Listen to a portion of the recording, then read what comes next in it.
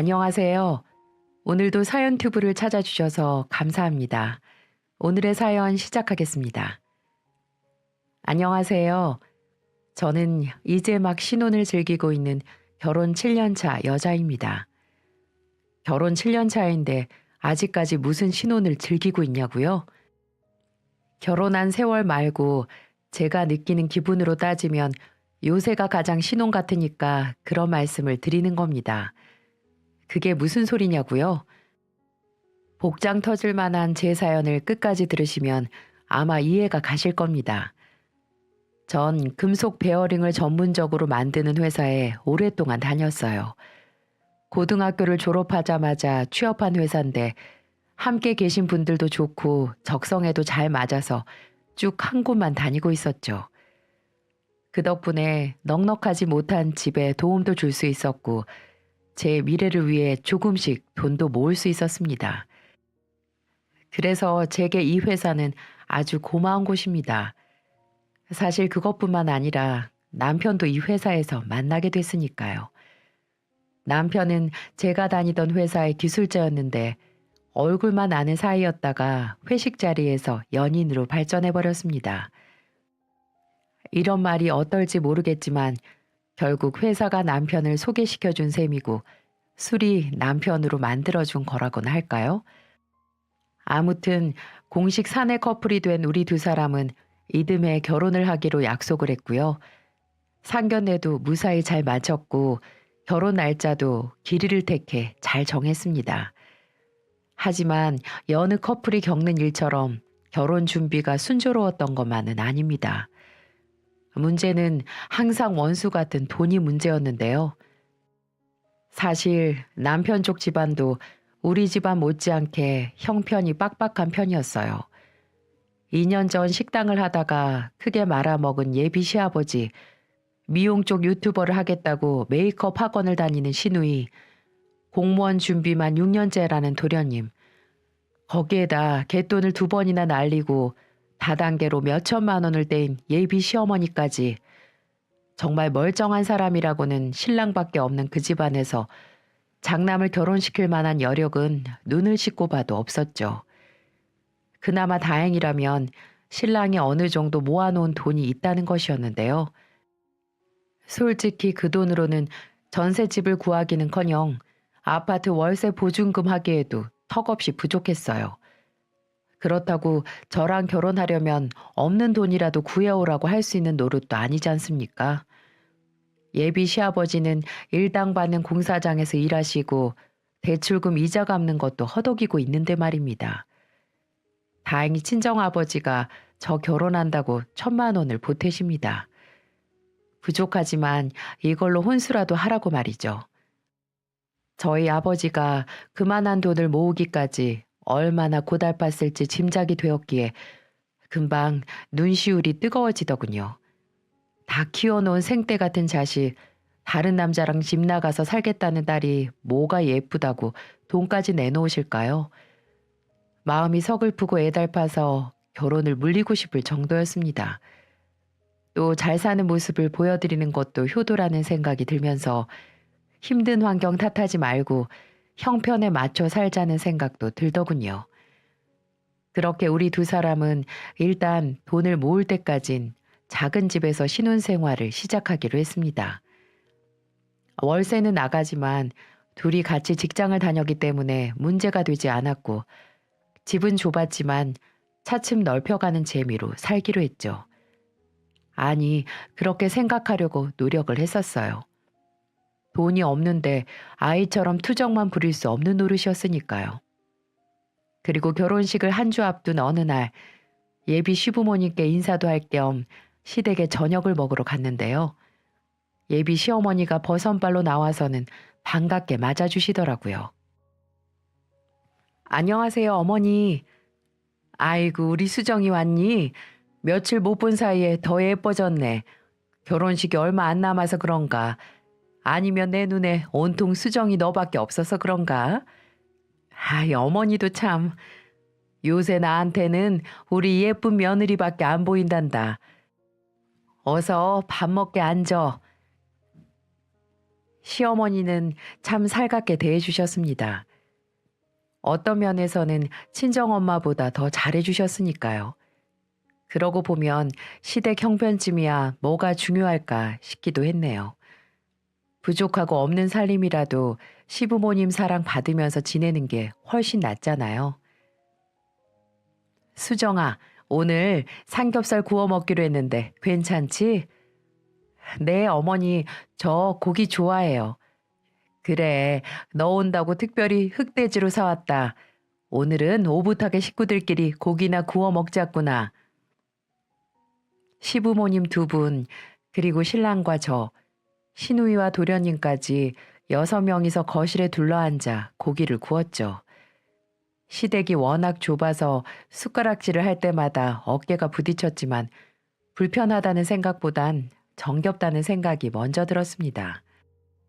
손수 삼겹살을 구워 쌈을 건네주시는 시어머니도 감사했고 절 흐뭇하게 보는 시아버지도 따뜻했어요.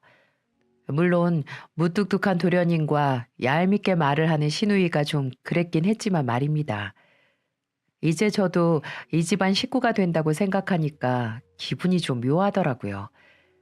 즐겁게 식사를 마치고 차를 마시며 대화를 나누고 있었는데 시어머니가 제게 뭔가를 건네시는 겁니다. 수정아, 이거 받아라. 이게 뭐예요, 어머니? 사실 내가 너한테 미안한 게 많아. 새 신부 옷도 해주고 예물도 해줘야 하는데 너도 알다시피 우리 형편이 영 그렇잖니. 내가 그런 건 못 해주는 대신 이거라도 주고 싶어서. 내가 시집 올 때 친정엄마가 해주신 진주 목걸이야. 세월이 워낙 많이 지나서 볼품은 없지만 나한테는 귀한 거니까 기쁜 마음으로 받아주겠니? 어머, 정말요? 정말 이 귀한 걸 저한테 주시는 거예요? 그래, 우리 며느리가 받아준다면 정말 좋겠구나. 당연하죠, 어머니. 이렇게 귀한 걸 제가 왜 싫다고 하겠어요. 정말 감사하죠. 저 진짜 너무 좋아요, 어머니. 그래, 그렇게 생각해 주니까 고맙다. 나한테는 우리 엄마 추억도 있고, 나 시집 와서 고생했던 기억도 있는 소중한 물건이란다. 우리 수정이가 이 목걸이를 소중히 간직해 줬으면 좋겠어. 그거야 당연한 말씀이죠. 정말 대대손손 간직할게요. 정말 오래된 진주 목걸이였지만 전 명품 목걸이를 받는 것보다 기뻤습니다. 시어머니의 어머니, 어쩌면 또 그 어머니가 물려주셨을지도 모를 이 귀한 물건을 제가 잊는다는 게 참 기분이 묘하더군요. 이제 진짜 식구가 되는 것 같은 기분이었습니다. 결혼식 날은 어김없이 다가왔고 전 새하얀 드레스를 입고 많은 사람들의 축복 속에서 결혼식을 올릴 수가 있었습니다. 친정 부모님의 눈물도 보았고 신랑의 한박 웃음도 보았고요. 친구들의 환호성과 축하를 받으며 전 평생의 반려자와 함께 긴 인생을 걷게 되었습니다. 그런데요, 결혼식은 아무 문제 없이 잘 끝났지만 딱 한 가지 제 마음에 걸리는 게 있었습니다. 별거 아닌 일이었는데 제가 패백을 마치고 탈의실에서 옷을 갈아입는데 도련님과 아가씨의 대화 소리를 듣게 된 것이었죠. 두 사람은 가까이에 제가 있다는 것도 모르고 푸념을 늘어놓더라고요. 아, 결혼식 정말 피곤하다. 결혼식이 왜 이렇게 오래 걸리는 거야? 누나도 참 결혼식 내내 식당에 앉아 있었으면서 불평이 왜 그렇게 많아?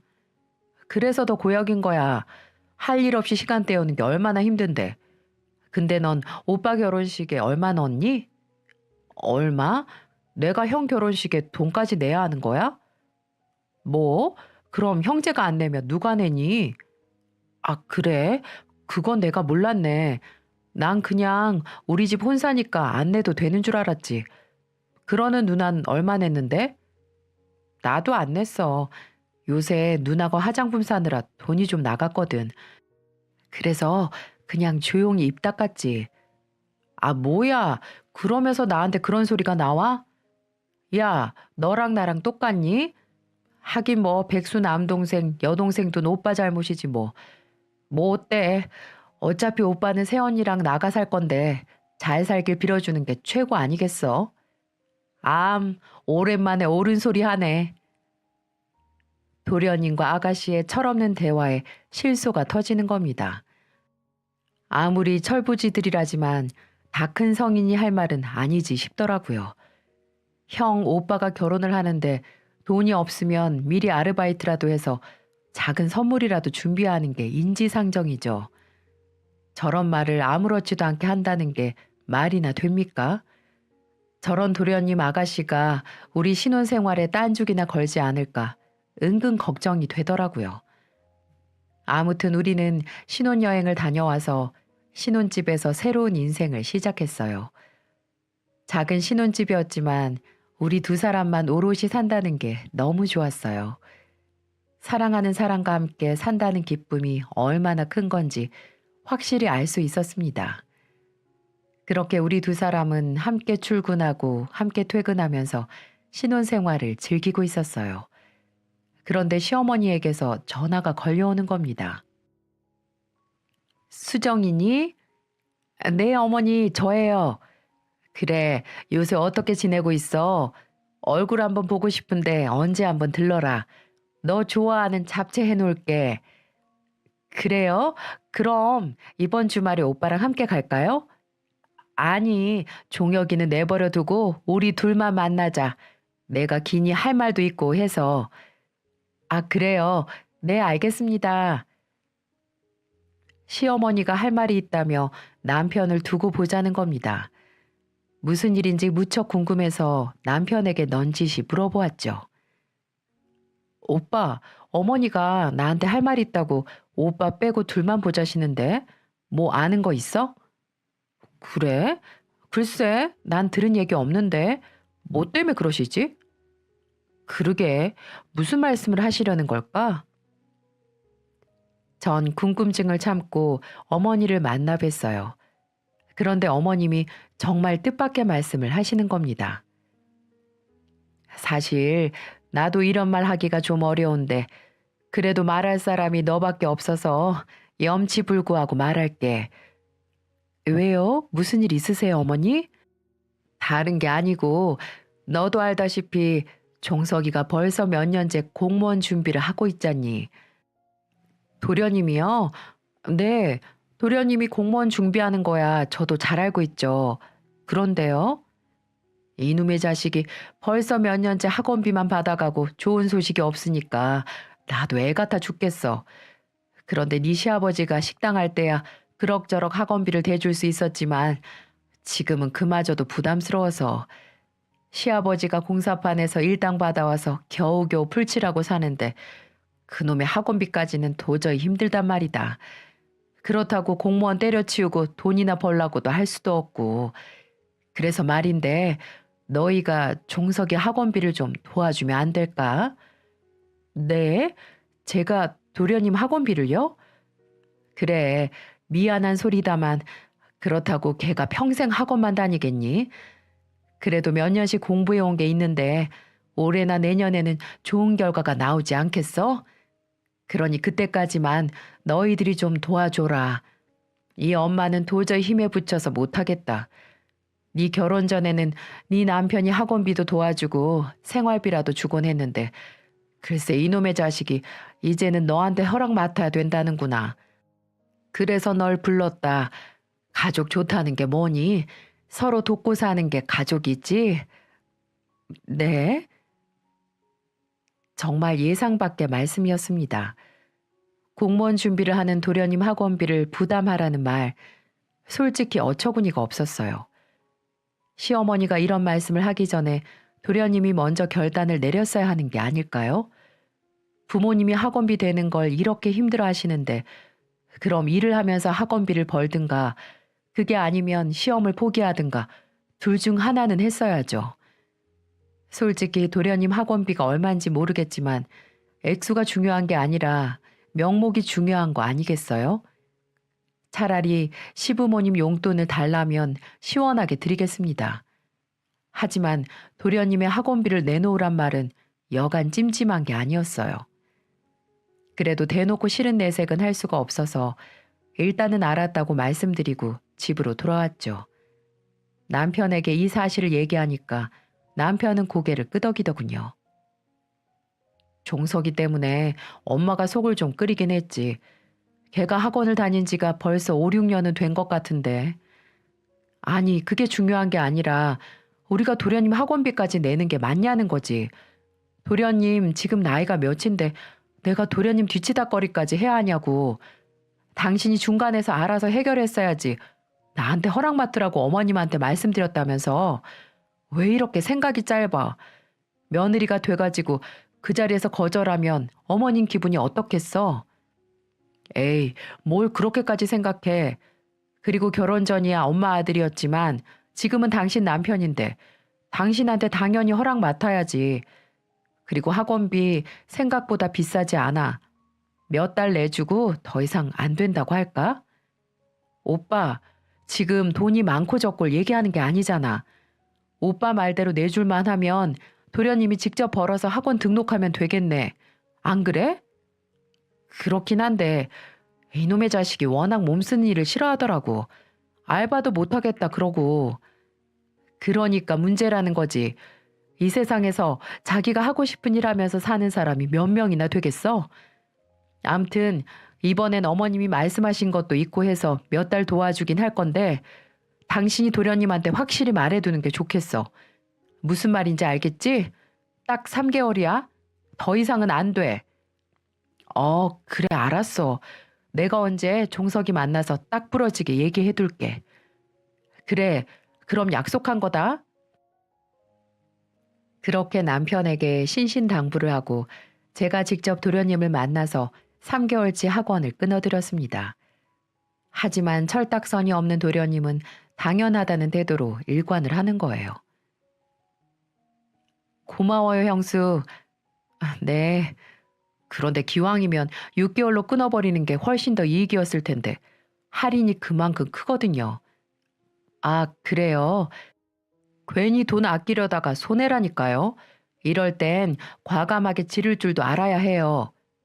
네? 뭐라고요? 생각 없이 나불대는 그 주둥아리를 더도 덜도 말고 딱 한 대만 치고 싶다는 충동이 일어나더군요. 무슨 지형이 돈 쌓아놓고 사는 재벌인지 아는 건지 아니면 고마움이라는 걸 전혀 모르고 사는 사람인지 어처구니가 없었습니다. 소갈머리 없는 시동생 결혼식 때 알아봤어야 했는데 전 치밀어 오르는 화를 참으며 도련님에게 현실 파악하라고 말을 했습니다. 도련님, 이 돈도 땅 파서 나오는 거 아니거든요? 도련님 학원 끊어준 돈 우리 두 사람이 일찍 출근하고 늦게 퇴근해서 번 돈이에요. 그러니까요. 한눈 팔지 말고 열심히 공부하셔서 꼭 보답하세요. 네? 네? 아니 형수님, 지금 학원 몇 개를 끊어줬다고 생색내시는 거예요? 이거 형이랑 얘기 다 된 거 아니었어요? 그렇게 말씀하시니까 기분이 좀 그러네요. 꼴에 자존심은 있는지 제가 그 말 한마디 했다고 도끼 눈으로 노려보지 뭡니까? 그러니까 저도 인내심의 한계가 느껴지는 겁니다. 시어머니 얼굴 봐서 참고 있었더니 혹으로 보이는 모양이에요. 도련님, 인생 그렇게 호락호락하지 않아요. 솔직히 이 돈 크다면 크고 적다면 적은 돈이지만 도련님이 마음만 먹는다면 얼마든지 벌 수 있는 돈이잖아요. 제 말이 그렇게 기분 나쁘시면 이제 도련님 손으로 직접 돈 벌어서 등록하세요. 그리고 저희 지금 월세 살면서 학원비 내주고 있는 거 모르세요? 제발 정신 좀 차리세요. 앞으로 한 번만 더 어린애처럼 투정 부리거나 철없이 행동하시면 저 도련님 안 볼 거예요. 아시겠어요? 알았어요, 알았어. 또 저러신다. 농담한 걸 가지고. 걱정 마세요. 제가 공무원만 합격하면 우리 형수님 명품백 근사한 걸로 하나 사드릴게요. 사람은 은혜를 입었으면 갚는 게 인지상정 아니겠어요? 웃지 좀 마시고 저 지켜볼 거예요. 그렇게 쏘아붙이고 쌩하게 돌아왔네요. 집으로 돌아오는데도 분이 풀리지가 않았습니다. 돈을 쓰면서 이런 대우까지 받아야 하는 게 정말 짜증나더라고요. 그런데 더럽고 찝찝한 기분으로 집에 돌아오자마자 시어머니한테서 전화가 오는 겁니다. 불길한 예감이 딱 드는 겁니다. 예, 수정아. 너 학원 끊어주면서 종석이한테 뭐라고 그랬다며? 어쩜 그깟 학원비 몇 푼 대주면서 애기를 죽이니? 종석이도 엄연히 시댁 사람인데 그렇게 함부로 굴어도 되는 거니? 아니요, 어머니 그게 아니라요. 됐다. 이럴 거면 처음부터 싫다고 하지. 왜 된다고 해서는 이 사다를 만드니? 넌 시댁에 쓰는 돈이 그렇게 아까워? 어머니, 제 말 좀 들어보세요. 전 생색을 내려던 게 아니라 시끄럽다. 아무튼 너한테 실망이 아주 크구나. 내가 널 그렇게 아끼고 예뻐했는데 사람 뒤통수를 이런 식으로 치니? 됐다. 이만 끊자. 시어머니는 제게 변명할 기회조차 주지 않고 전화를 끊어버리시는 겁니다. 이건 뭐 덤터기란 덤터기는 제가 다 뒤집어 쓴 꼴이 됐습니다. 갑자기 돌변하시는 어머님, 역시 팔은 안으로 굽는다는 말이 틀린 말이 아니었어요. 그렇게 밤새 열이 목구멍으로 올라오는데 가슴을 치며 겨우 화를 삼켰네요. 남편에게 이 모든 일을 말했지만 남편은 태평하기 그지없었습니다. 신경 쓰지 마. 내가 엄마한테 잘 말할게. 당신이 종석이한테 그런 뜻으로 말한 게 아니라고 잘 설명드릴 테니까 화 풀리실 때까지 내버려둬. 아니 오빠, 정말 심각하다니까. 나 어머니가 저렇게까지 화내시는 거 처음 봤어. 그런데 솔직히 나 욕먹을 짓 한 거 아니라고 생각하거든. 고마움도 모르고 삐죽대는 도련님한테 그 정도도 말 못해? 오빠도 그렇게 생각하지? 그럼 당신이 충분히 그렇게 말할 수 있지. 종석이 그놈이 고생을 모르고 자라서 저래. 지도 돈 벌어보고 돈 때문에 눈물도 흘려봐야 정신 차리지. 아휴 진짜 나 속상해 죽겠어. 오빠가 어떻게 좀 해봐. 그래, 내가 다 알아서 할 테니까 신경 쓰지 말고 가만히 기다리고 있어. 어? 성격이 순하디 순한 남편이야 늘 제 편이죠. 정작 시어머니한테 어떻게 말할지는 모르겠지만 우선 속상한 제 마음을 달래주려고 애를 쓰는 모습이 제 눈에도 보이는 겁니다.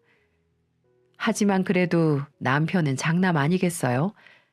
그래서 모자란 시댁 형편 조금이나마 거두려고 애를 쓰는 거고 사람 구실 못하는 동생들 도우려고 하는 거 아니겠습니까? 어떻게 보면 저와 시댁 식구들 사이에 끼어 있는 남편은 여기저기 눈치를 보느라 정신이 없을지도 모르겠네요. 하지만 이럴수록 남편이 중심을 잘 잡아줘야 합니다. 우리 목구멍도 포도청인데 시댁 식구들까지 먹여 살릴 수는 없는 거니까요. 능력이 있다면 100번 돕는 게 맞겠지만 되지도 않는 능력으로 허세를 부리는 건 진짜 아니라고 생각합니다. 그런데 남편의 마음은 꼭 그런 것만은 아닌가 봅니다. 한 번은 이런 일도 있었는데요. 시아버지의 환갑이 다가오는데 남편이 제게 넌지시 이러는 거예요. 이번에 아버지 환갑잔치를 해야 할 텐데 몇 명 정도 예약을 해야 하지? 환갑잔치? 아버님 환갑잔치 해드릴 생각이야? 그럼 환갑인데 당연히 잔치를 해야지. 그러니까 가족들끼리 식사하고 용돈이랑 선물 드리는 게 아니라 잔치를 하겠다고? 그런데 오빠, 누가 요새 환갑잔치를 해? 에이, 그건 아니지. 아버지 무병장수 기원해 드리려면 친인척들 부르고 행사 도우미 부르고 크고 성대하게 잔치를 해야지. 뭐? 칠순도 아닌데 그렇게 요란하게 잔치를 연다고? 그럼 사람들이 욕한다니까. 그냥 맛있는 거 사드리고 용돈 드리면 되지. 수정아, 너 시아버지 환갑인데 그렇게 그냥 넘어간다고? 그 말은 좀 서운한데? 아니, 오빠, 그게 아니고. 그때도 그런 남편을 설득하느라 한참 진땀을 뺐습니다. 장남 마음이야 왜 모르겠어요. 전 부모님을 소홀히 대하자는 게 아니라 분수에 맞게 살자는 겁니다. 요새 환갑잔치를 하는 사람도 드물 뿐더러 그 비용이면 차라리 금이나 현금으로 드리는 게 맞죠. 안 그렇습니까? 아무튼 시동생 학원비 사건 때문에 전 시어머니에게 딱 찍혀 있는 상태였어요. 그렇게 한 두어 달쯤 흘렀을까요? 시어머니의 화가 어느 정도 풀렸겠거니 생각을 하고 여수에서 특별히 주문한 갓김치를 싸들고 남편과 함께 시댁에 찾아갔죠. 시어머니가 갓김치라면 정말 좋아하시거든요. 하지만 시댁에 발을 디디는 순간까지 분위기가 정말 냉랭하더라고요. 전 애써 얼굴에 웃음을 지으면서 없는 아양을 떨었습니다.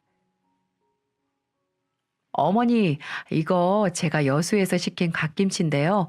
한번 드셔보세요. 어머니 드리려고 정말 잘하는지 골라서 주문한 거예요. 갓김치? 예, 나이 들수록 김치처럼 염분 많은 음식 줄여야 하는 거 몰라? 넌 네 시애미가 빨리 죽으라고 이딴 거 주는 거니 뭐니? 네? 아니 어머니, 그게 아니고요. 그리고 김치를 주려거든 네가 직접 담가서 줄 생각은 안 하고 사다 주는 게 어딨어? 넌 정성이라는 것도 모르니? 시어머니가 화가 단단히 난 모양입니다. 말 한마디 한마디에 서슬퍼런 날이 서 있는데 남편까지도 어쩔 줄을 몰라 하더라고요. 어유 엄마, 이제 그만 좀 해요. 수정이가 엄마 생각한다고 애써서 주문한 건데 왜 그렇게 말씀하세요? 아직도 종석이 학원비 때문에 화가 안 풀렸어요? 누가 그것 때문에 그런데? 사실이 그렇다는 거지, 사실이. 수정이가 지금 주부 몇 년 차인데 김치 한 포기 제대로 담글 줄 몰라서 사다 먹어? 네가 등신처럼 맨날 싸고 도니까 수정이가 저러는 거 아니야? 엄마, 무슨 말이 그래요. 싸고 돌기 누가 싸고 돌아요. 엄마는 아내한테 최선을 다하는 게 그렇게밖에 안 보여요? 으이구, 이 등신아. 이러니까 내가 복장이 터지지. 안 터지고 배겨? 으이구. 가슴을 쾅쾅 치며 울분을 토해내는 시어머니를 보는데 정말 이건 아니다 싶었습니다. 이러다간 저 때문에 모자 사이까지 갈라지게 생겼어요. 아직도 도련님 학원비 때문에 분이 안 풀리신 것 같은데 갓김치 정도로 화해를 하려던 제가 어리석었던 거였죠. 어머니, 죄송해요. 저희 그만 돌아갈게요. 그냥 쉬세요. 그렇게 화가 난 남편을 이끌고 나가려는데 시어머니가 버럭 소리를 지르는 겁니다. 예, 넌 사람 속을 뒤집어 놓고 이렇게 나가버리면 그만이니? 너는 어쩜 그렇게 제멋대로야. 갈 거면 이 김치나 가져가라. 시어머니가 그렇게 화를 내며 제가 가져온 김치통을 패대기 쳐버리는 겁니다. 애써 준비한 갓김치가 사방으로 터져 나와서 묵사발이 되는데 그 참담한 광경은 아마 보지 못하신 분들은 잘 모르실 거예요. 제 속이 속이었겠습니까? 무턱대고 화만 내는 시어머니가 야속하기도 하고 제가 알던 그분이 맞나 싶더라고요. 그래서 저도 분한 마음에 시어머니에게 쏘아붙였죠. 어머니, 정말 너무하시는 거 아니세요? 제가 무슨 잘못을 그렇게 했다고 이러세요. 저 도련님 학원비 대준 죄밖에 없거든요. 그런데도 제가 이런 수모를 당해야 돼요? 수모? 너 지금 수모라고 했니? 그래, 말 한번 잘했다. 돈 없다는 죄로 며느리한테 내가 당한 수모는 어쩔 거냐? 너 네 시어머니가 능력 없다고 무시하고 시동생 시누이 하찮게 보는 거 누가 모를 줄 알았니? 제가 언제 그랬어요? 어머니는 왜 없는 말을 지어내고 그러세요? 네가 아무리 아닌 척을 해도 척 보면 다 안다. 어머니. 억지를 쓰는 시어머니에게 저도 지지 않고 대들었습니다. 너무 억울하고 분해서 참지 못하겠더라고요. 제가 막 들이대니까 당연히 시어머니도 눈이 허옇게 뒤집어졌죠. 저와 시어머니가 붙는 바람에 시댁은 그야말로 난리가 났고요. 남편은 절 말리고 시아버지는 시어머니를 뜯어 말린 후에야 겨우 끝이 날 수 있었습니다. 겨우 진정을 하고 집으로 돌아왔는데 이제 시댁이랑은 인연 끊고 살 수밖에 없다는 생각이 들더군요. 벌써 저렇게 감정이 상한 시어머니랑 화해하는 건 불가능할 것 같았고요. 저도 더 이상 시댁이랑 얽히고 싶지도 않았습니다. 생각 끝에 남편에게 진지하게 말했죠. 오빠, 일이 이렇게 돼서 정말 미안한데, 나 이젠 어머님 못 볼 것 같아. 내가 왜 이런 대우를 받아야 하는지도 모르겠고, 어머님이 왜 저렇게 화를 내시는지도 이해할 수가 없어. 난 그냥 어머니 안 보고 살아야 할 것 같아. 그러니까 오빠도 그렇게 이해해줘. 그래, 수정아, 이해해. 마음 풀릴 때까진 너 하고 싶은 대로 해. 나도 엄마가 왜 저러시는지 이해가 되질 않는다. 아무튼 내가 미안하다. 내가 중간에서 잘했어야 오해가 생기지 않았을 텐데 말이야. 오히려 제게 사과를 하는 남편을 보니까 마음이 좀 누그러지긴 했지만 이미 시어머니와 저의 관계는 틀어질 대로 틀어진 셈이었죠. 그래도 하는 수 없습니다. 이제 남편과 전 우리 인생을 살아야 하고 시댁은 시댁 인생대로 살면 그뿐이니까요. 그렇게 큰 사달이 있고 난 후 저희에게 정말 기쁜 소식이 전해졌습니다. 아파트 청약을 넣었는데 그곳에 당첨됐다는 연락이 온 게 아니겠어요? 그 소식에 남편을 얼싸안고 얼마나 뛰었는지 모르겠습니다. 시어머니와의 전쟁 같던 싸움은 머릿속에서 싹 지워질 정도로 기쁘더라고요. 작은 집에서 살다가 그런 번듯한 아파트에 살 수 있다는데 좋지 않을 이유가 있겠어요? 마치 꿈이라도 꾸는 것 같았죠. 하지만 문제는 분양을 받을 자금이 부족하다는 것이었습니다. 솔직히 청약에 당첨될 생각은 하지도 못하고 혹시나 하는 마음으로 지원을 한 거였거든요. 당연히 분양대금을 치를 자금은 준비가 안 된 상태였죠. 아파트 담보대출이 있긴 했지만 그것만으로는 충분하지 않았고 모아놓은 돈으로는 모자란 금액을 채우기에 턱도 없었습니다. 자금 준비가 안 되면 어렵게 당첨된 아파트가 날아가 버리는 거죠. 전 어떻게 해서든 분양대금을 치르고 아파트에 입주하고 싶었습니다. 하지만 그만한 돈을 구한다는 게 쉬운 일은 아니었어요.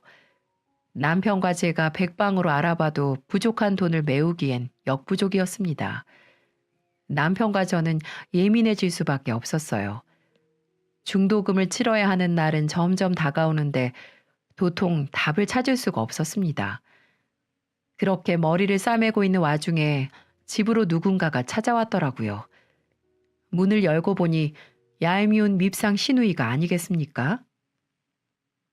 어머 아가씨, 아가씨가 여긴 웬일이세요? 그동안 잘 있었어요, 새언니? 촬영 때문에 근처 볼 일이 있어서 왔다가 가방 돌려주려고 들렀어요. 가방이요? 무슨 가방이요? 언니 가방이요. 이거 저 빌려줬잖아요. 네? 아, 언니는 몰랐구나. 그럼 오빠가 언니한테 얘기도 안 하고 그냥 빌려줬나 보네? 아가씨가 내민 가방은 분명 제 가방이 맞았습니다. 딱 하나밖에 없는 제 유일한 명품 핸드백이 시누이 손에 들려있는 겁니다. 아가씨가 오빠한테 제 가방을 빌려달라고 한 거예요? 네, 제가 촬영하느라고 좀 필요해서요. 예전에 언니가 들고 있던 게 생각나서 부탁을 좀 했죠. 하지만 전 당연히 오빠가 언니한테 허락받고 빌려주는 건 줄 알았죠. 참, 이제 하다 별짓을 다 합니다. 남편은 제 가방을 휙휙 꺼내서 지 동생한테 빌려준 거예요. 저는 남편에게 불같이 따져 물었죠. 오빠, 내 허락도 없이 아가씨한테 이 가방을 빌려줬어? 정말 왜 그래 진짜? 가방? 아, 그거 당신 사우나 갔을 때 내가 빌려줬는데. 왜 빌려주면 안 되는 거야? 가방 다른 것도 아닌데 뭐 어때서 그래? 뭐? 그걸 몰라서 물어? 당연히 남의 것을 빌려줄 땐 주인한테 허락을 맡아야 하는 거 아니야? 오빠가 아가씨한테 가방 빌려준다고 나한테 한마디라도 했냐고. 에이, 그깟 가방 한번 빌려주는데 식구끼리 무슨 허락은. 식구 아니야. 식구 아니라고. 나한테는 식구 아니라고. 전 그렇게 남편에게 가방을 집어던지며 화를 내고 말았네요. 별일 아니라고 할 수도 있겠지만 남편은 온통 시댁 식구들만 우선인 것 같아서 서운한 마음도 들었고요. 그래서 그동안 쌓였던 감정이 폭발한 것 같았습니다. 아무튼 제가 남편에게 화를 낸 덕에 며칠간 냉전이 있었지만 남편이 들고 온 기쁜 소식에 우린 극적으로 화해할 수 있었습니다. 수정아, 중도금 구했어. 어? 진짜야? 어떻게? 사장님한테 말씀드려서 특별히 회사 대출을 받기로 했어. 회사 대출? 사장님 웬만하면 대출 잘 안 해주시잖아. 어떻게 말씀드렸어? 어떻게 말씀드리긴 현재 상황을 솔직히 말씀드렸지. 그리고 회사 사정에 따라 대출해 주는데 요즘 회사 상황이 나쁘지 않으니까 해주시려나 봐. 정말 잘 됐다. 진짜 잘 됐어. 이제야 숨통이 트일 것 같아. 묵은 채증이 다 내려간 기분이야. 정말 눈물이 날 정도로 좋더라고요. 이제는 중도금을 무사히 치를 수 있었고 꿈에 그리던 아파트를 살 수 있게 됐으니까요. 역시 사람 죽으라는 법은 없는가 봅니다. 최선을 다하고 간절히 바라면 정말 이루어지긴 이루어지나 봐요. 저희는 그렇게 중도금을 잘 치렀고 후에 대출을 받아 잔금까지 완납할 수 있었어요. 이제 아파트가 완공되면 멋진 새 집에 입주만 하면 되는 겁니다. 그렇게 저희는 하루하루 손꼽아 입주 날짜만 기다리고 있던 날이었어요. 갑자기 초인종이 울리며 누군가 집으로 찾아왔더라고요. 주말이라서 올 사람이 없었는데 말이죠. 고개를 갸웃대던 남편이 문을 열었는데 뜻밖의 시어머니가 서 계신 게 아니겠어요? 시어머니와 크게 싸운 지 서너 달쯤 지났을 때였어요. 저는 너무 놀라서 말까지 더듬었죠. 아니, 어머니가 여기까지 어쩐 일이세요? 이런 야박한 것들, 시애미 속을 그렇게 긁어놓고 나갔으면 죄송하다고 한마디 할 줄도 알아야지. 시애미랑 인연 끊고 살려고 그랬니? 네가 우리 아들이랑 부모의 연 끊게 하려고 아주 작정을 했구나. 네? 네가 하도 고집을 피우니까 내가 큰맘 먹고 이렇게 왔다. 자, 이거 바꿔라. 이게 뭐예요? 갓김치야. 내가 직접 담은 김치야. 지난번 너한테 김치 집어던진 게 자꾸 생각나서 내가 담가봤다. 어머니. 전 어머니가 이렇게까지 마음을 열고 화해를 청하실 줄은 꿈에도 몰랐습니다. 정말 당시엔 절 잡아먹을 듯이 구셨거든요. 하지만 직접 찾아오신 것도 모자라 김치까지 손수 만들어서 오시니까 괜스레 민망해지더라고요. 저도 죄송했어요. 전 도련님을 무시하려던 말이 아니었는데 아무튼 제가 어머니한테 너무 대들었죠. 죄송해요. 그래, 서로 이해했으면 됐다. 그게 가족이고 식구 아니겠니? 이제부터는 우리 서로 의지하면서 잘 살아보자꾸나. 네, 알겠습니다. 그리고 종석이 이번에 시험 합격했다. 네? 정말요? 정말 도련님이 공무원 시험에 합격했어요? 그래, 우리 집안에 경사 났다, 경사 났어. 와, 정말 잘 됐네요. 축하드려요, 어머니. 그래, 고맙다. 그런데 축하할 일이 또 하나 있어. 그래요? 뭔데요? 종석이가 결혼을 한다고 지난주에 집에 여자를 데리고 왔다. 같은 학원에서 사귄 여자라는데 애가 참하고 괜찮더라. 종석이도 뭐 나이도 찼고 이제 공무원 시험에도 합격했으니까 웬만하면 결혼시키려고 해. 아, 정말 잘 됐네요. 도련님한테 좋은 일이 한꺼번에 찾아오네요. 그래서 말인데 그래도 종석이 출가시키려면 작은 집 한 채는 있어야 하지 않겠니? 중심가는 너무 비싸서 엄두도 못 내고 외곽 쪽에 적당한 아파트 한 채 마련해 주려는데 너도 알다시피 우리가 그만한 능력이 돼야지 말이지. 그래서 말인데 너희가 좀 도와줘야겠다. 들어보니까 그쪽 집안에서 아파트를 요구했나 보더라고. 어쩌겠냐. 가족들이 힘을 모아서 도와야지. 어머니, 저희가 도련님 아파트 해줄 돈이 어딨다고 그러세요? 종혁이한테 들었어. 너 이번에 아파트 청약 당첨돼서 곧 입주한다며? 그 아파트 담보로 2억 대출 받으면 어떻겠니? 그 정도면 어떻게든 맞춰볼 수 있을 것 같은데. 물론 대출 이자는 매달 줄 테니까 걱정하지 말고. 표정 하나 안 바뀌고 그런 말을 하는 시어머니 얼굴을 보고 있자니까 기가 차서 웃음도 안 나오더군요.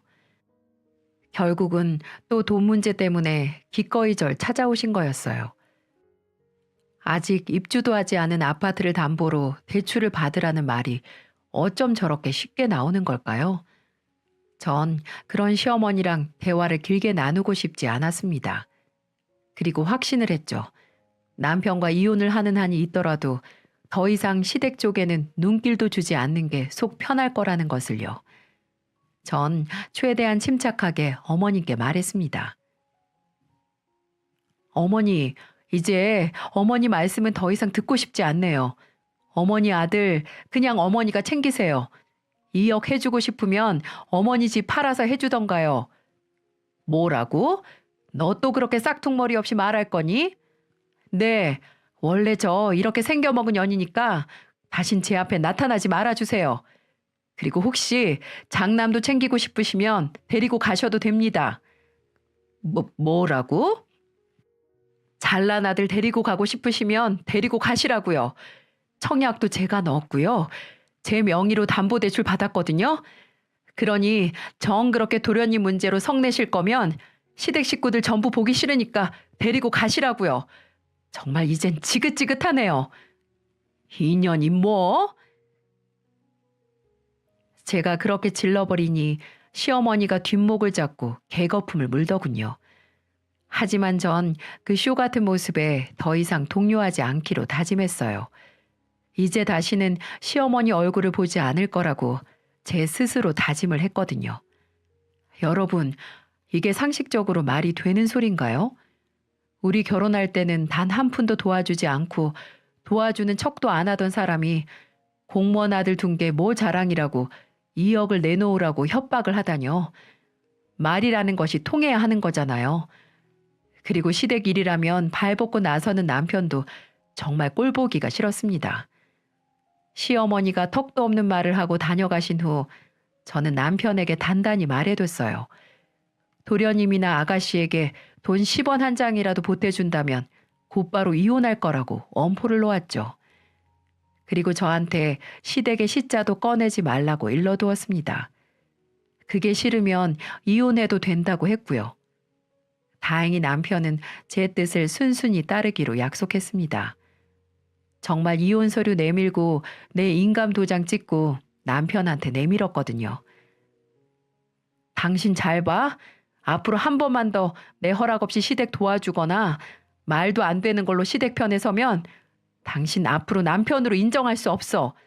그러니 선택해. 나야 시댁이야?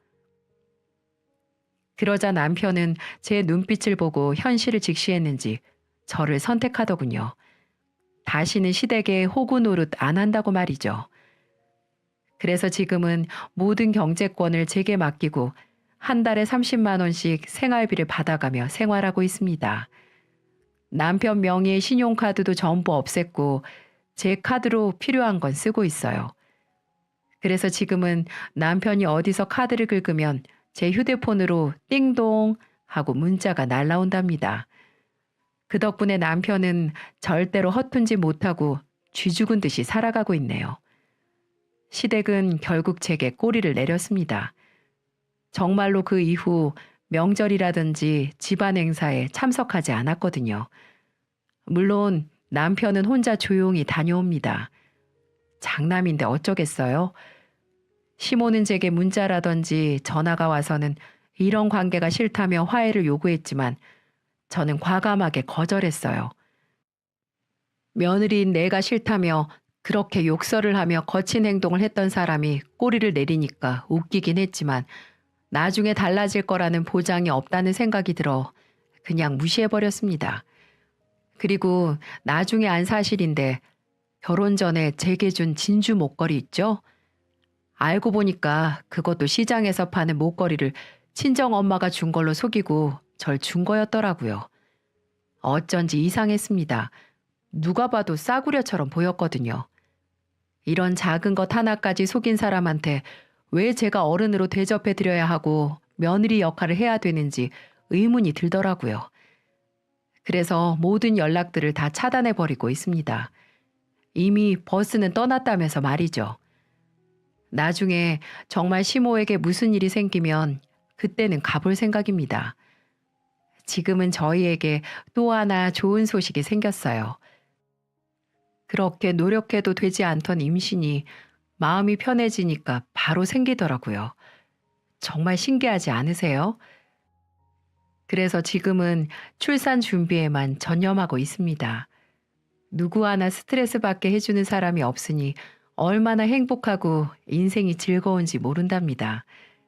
그래서 더욱 열심히 살려고요. 남편, 저, 우리 아이, 이 세 식구 잘 살 수 있도록 응원해 주시면 감사하겠습니다. 저도 여러분들 항상 기쁜 일, 좋은 일, 행복한 일만 있으시길 응원해 드릴게요. 제 사연은 여기까지입니다. 다들 힘내시고 함께 해주셔서 감사합니다.